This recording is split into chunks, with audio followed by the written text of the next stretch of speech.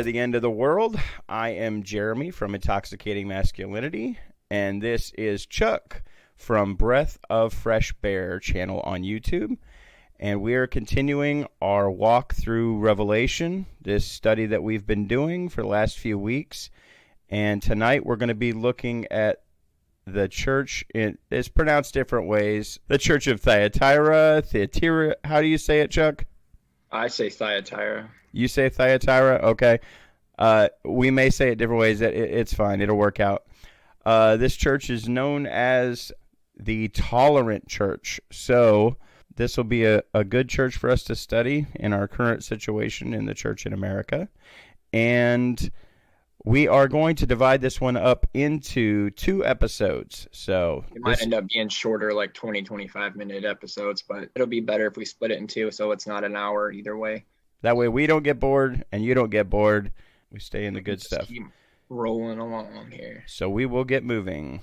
The first slide tonight, we'll do the same thing, and I've kind of started doing a little bit more breakdown of the scripture and stuff. I didn't have a whole lot of history stuff on this, so hopefully you back me up with a little bit more of the history and local stuff. I went really biblical here, with a lot more of the Old Testament scriptures, especially in the second half of it, because there was a lot more to dig into there. And so we start off in Revelation 2:18, and the normal disclaimer that I'll put out is get your Bible out and read along with us. Pause it if you need to. Because again, we're not giving you permission to subcontract your faith to us. And if you have disagreements, then I want to hear about them. Because we should be doing our due diligence as iron sharpening iron. So if you're one of those people that gets your feelings hurt real fast, then that's not iron sharpening iron, that's iron sharpening butter. So don't get your feelings hurt. Get in your Bible and prove me wrong if you think I'm wrong. So, and again, I don't give you permission to subcontract your faith with me. So get in your Bible and do your own work. And unto the angel in the church of Thyatira write, these things saith the Son of Jehovah, who has his eyes like unto a flame of fire, and his feet are like fine brass. So, in keeping with the pattern we've seen, the speaker is identifying himself yet again here. It's interesting here that he refers to himself as the Son of Jehovah. It's the first time we've seen that in Revelation, that he's introduced himself as being the Son of God. And this title introduction could be very significant in the fact that in Thyatira, Emperor Nero, especially in the guild system that was in place in Thyatira, Emperor Nero worship could have been very prevalent, as worshiping a son of the gods is how they wanted to be seen, as a son of the gods. So it could have been very it could have cut right to the heart of the issue, as him introducing himself as I am the Son of God, like the Son of God. So I thought that was very significant in doing the research I did into it, is that that could have been a very prominent title that he would have used for himself, because as we've seen in the past, when he introduces himself, it's very often tied directly to the church that he's introducing himself, and has a significant meaning to that church. And we see this exact same description in Daniel. In Daniel 10:6. His body was like topaz, his face like lightning, his eyes like flaming torches, his arms and legs like the gleam of burnished bronze, and his voice was the sound of a multitude. And that's from Daniel. So this is a second witness that in his spiritual form, let's just put it this way. I can understand why when he introduced himself to people, they fell on their faces, though dead. I'm going to go ahead and say that his body is being like topaz, his arms and face being like molten lava, basically. Burnished bronze would be like hot bronze, with flaming torch eyes, and a face that was like lightning bolts. And then when he spoke, it sounds like multitude speaking at the same time.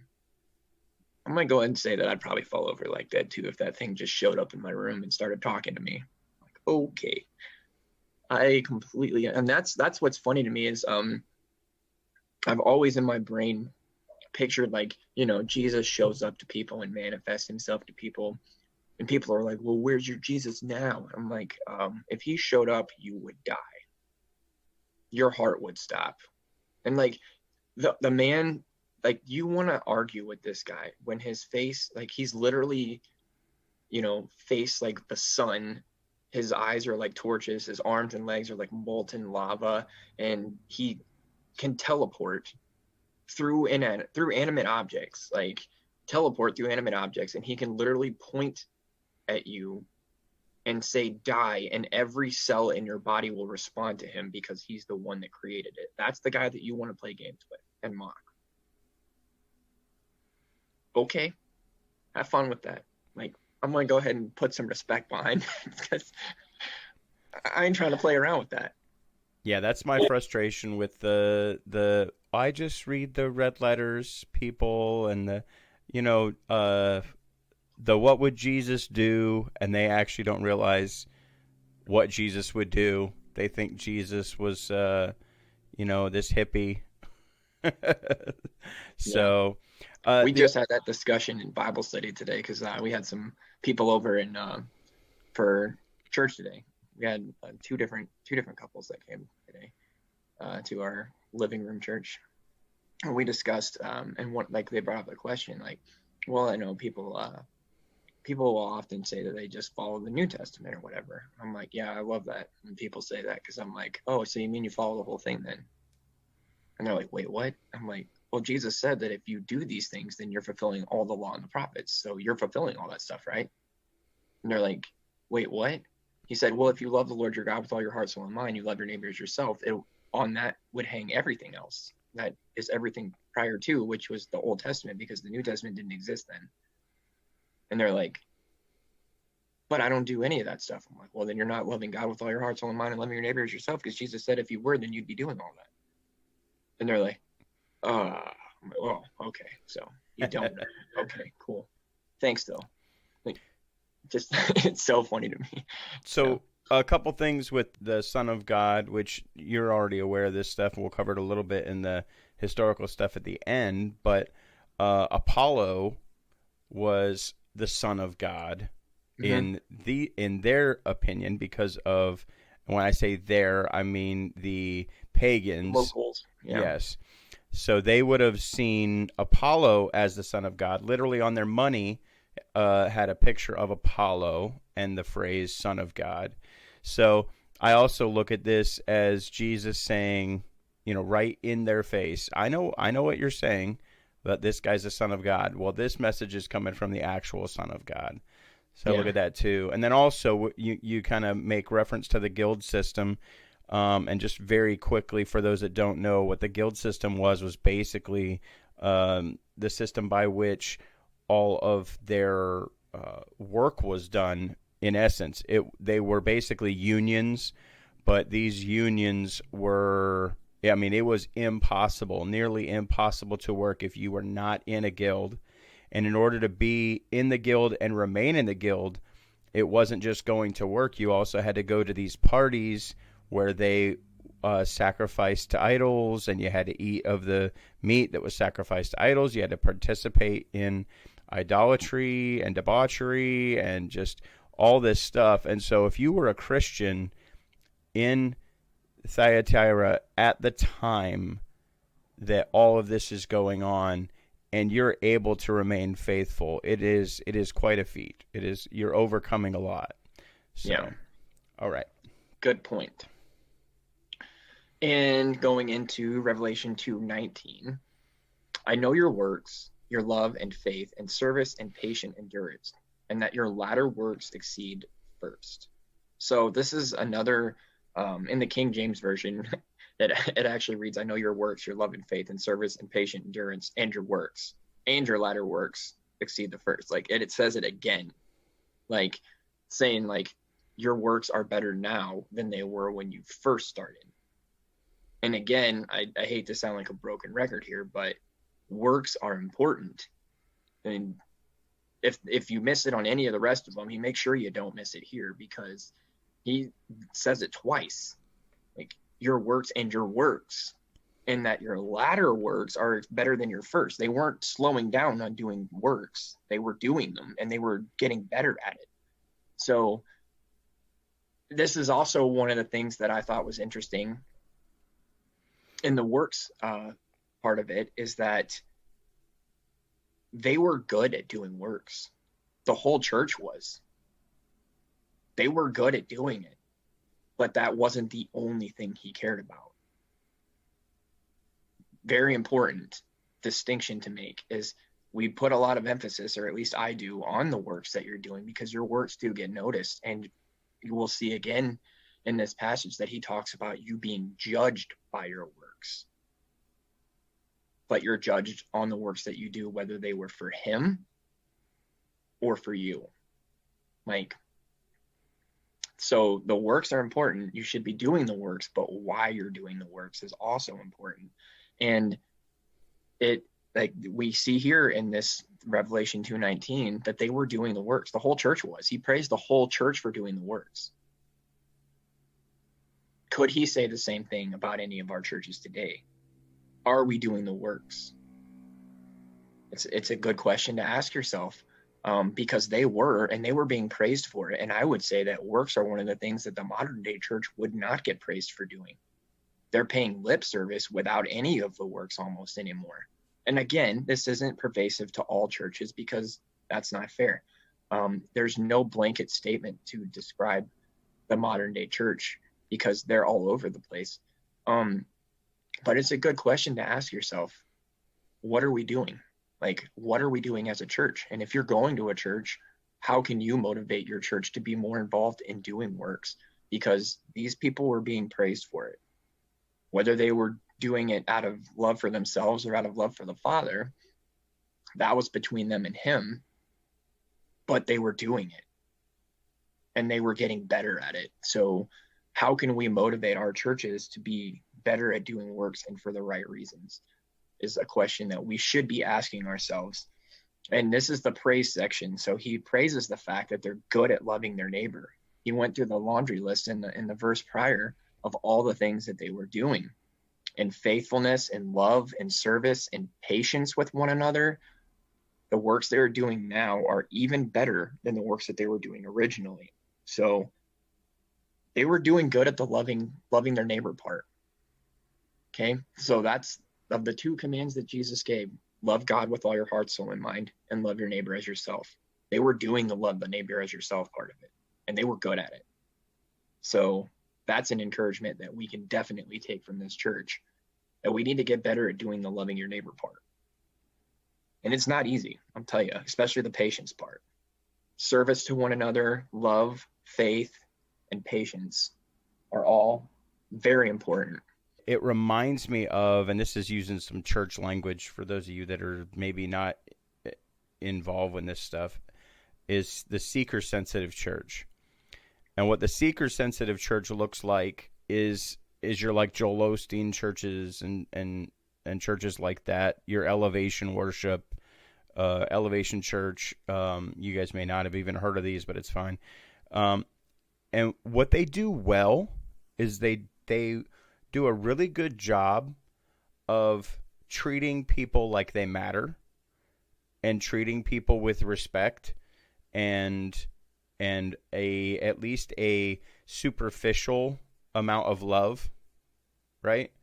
They'll do things like food drives. They'll do things like take care of needs that people in the congregation might have, and they'll hand out water to people, and just meet some of the superficial needs that people have. So they are technically loving thy neighbor. But the problem is, the main problem I have with churches like that is they usually tolerate a lot of sin. Yeah. And that's not to say that somebody can't walk into the doors of your church building with sin, because that is going to happen, and that's how we all started. And that's one of the conversations we had today too, was what turns people off of church is getting judged as soon as you walk through the door for sin that you have no concept of. And you're like, whoa, I'm not welcome here. See you later. I don't want to be here. So, and right. That's a big turnoff. But these churches don't do that. They're good at getting people into the door, but not so good at meeting their needs spiritually once they get there. Right. So, And it's not, it's so at the end of the day, it's not truly loving if you're tolerating someone's sin to the point of accepting it, allowing it, and not pointing it out so that people know that they're actually sinning against God. That's not a loving way to be with people. So, yeah.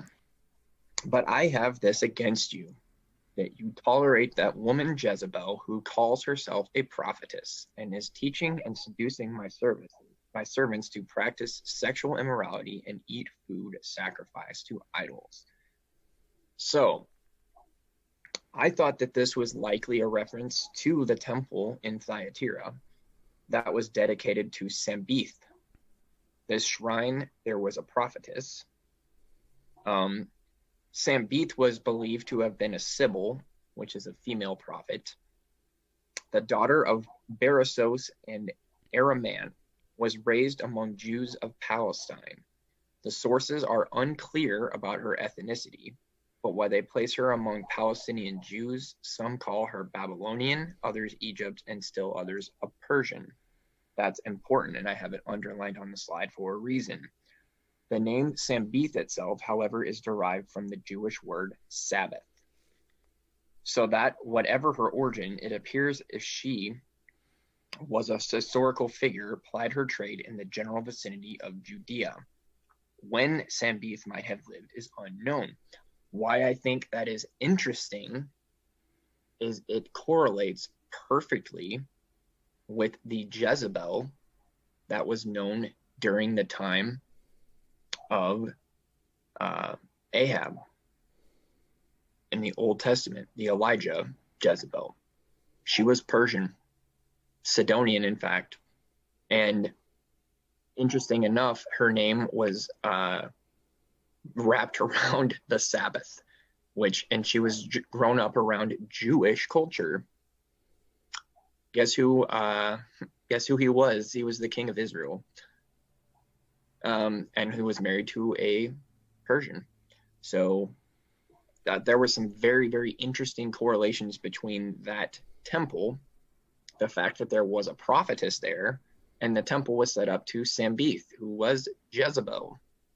And he uses the word Jezebel. So I thought that was very, very fitting. And the fact that the origin of the history isn't known when the exact time frame was, but all of those things together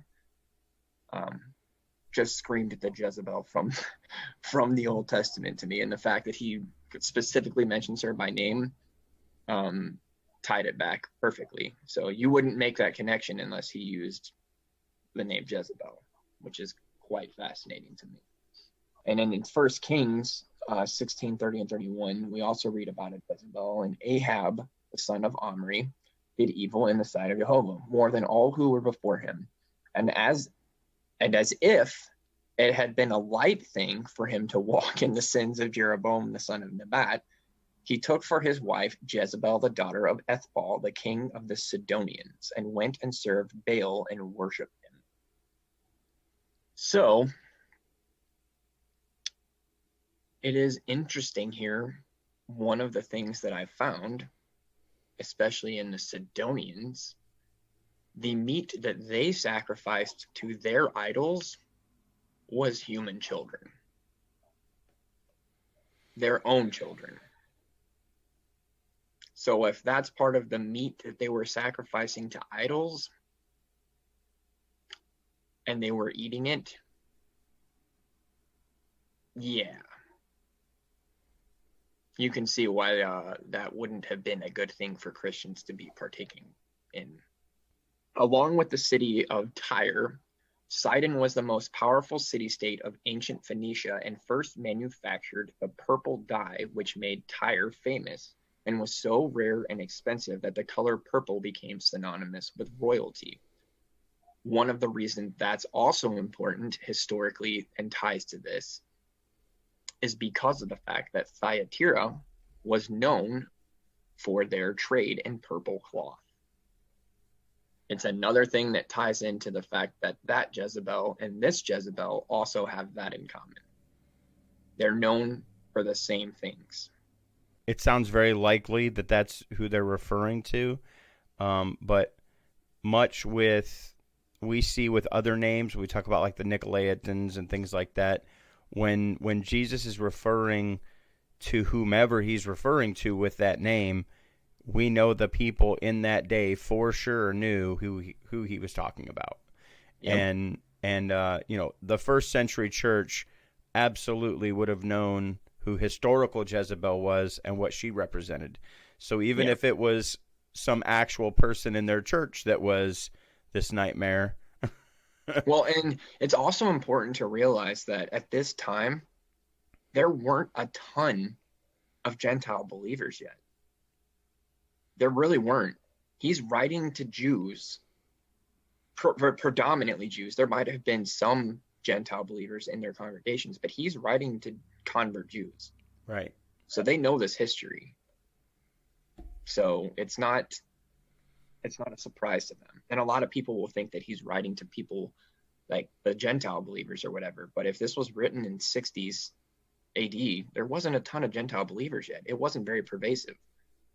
He was writing to mostly Jewish synagogues in the region, to the people that he knew, even if the Gentile believers were supposed to be going to synagogue every Sabbath to read and hear Moses' words being read aloud in the synagogues. I mean, Paul talks about it in Acts. Abstain from eating meat sacrificed to idols, so on and so forth.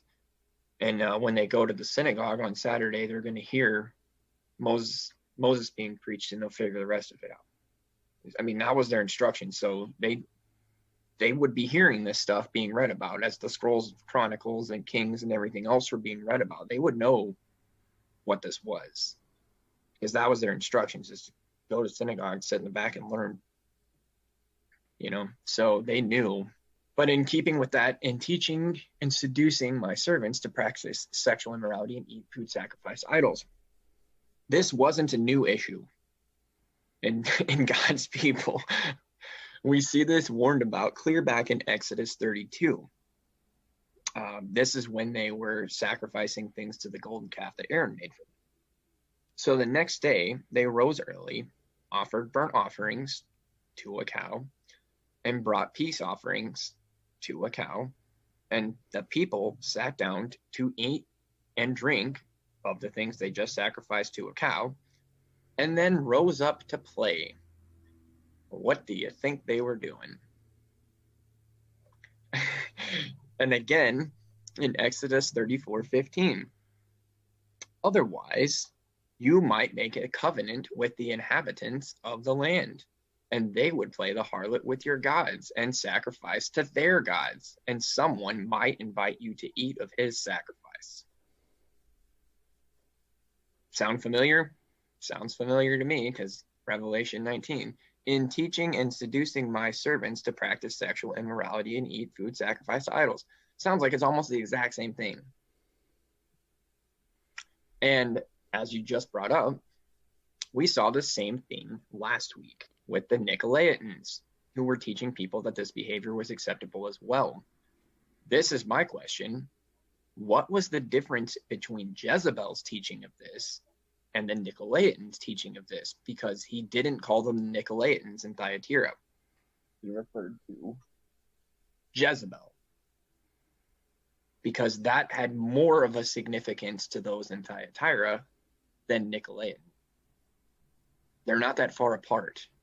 So the Jezebel reference has a very, very specific meaning to those in Thyatira, which makes me think that they knew who Jezebel was and they were worshiping her in some fashion, which is why the Sambith thing was very interesting to me, is that there was a very prominent temple in Thyatira that was erected to Sambith, which has a lot of correlations to Jezebel, which is why I thought that the Jezebel thing was more prominent, because it's the exact same teaching that the Nicolaitans were teaching, but he didn't refer to it with Thyatira as the Nicolaitans. He referred to it as Jezebel. So there was some difference in how they perceived that. And they knew as soon as he said Jezebel, they're like, oh crap. Like they knew. Like you pointed out, they knew.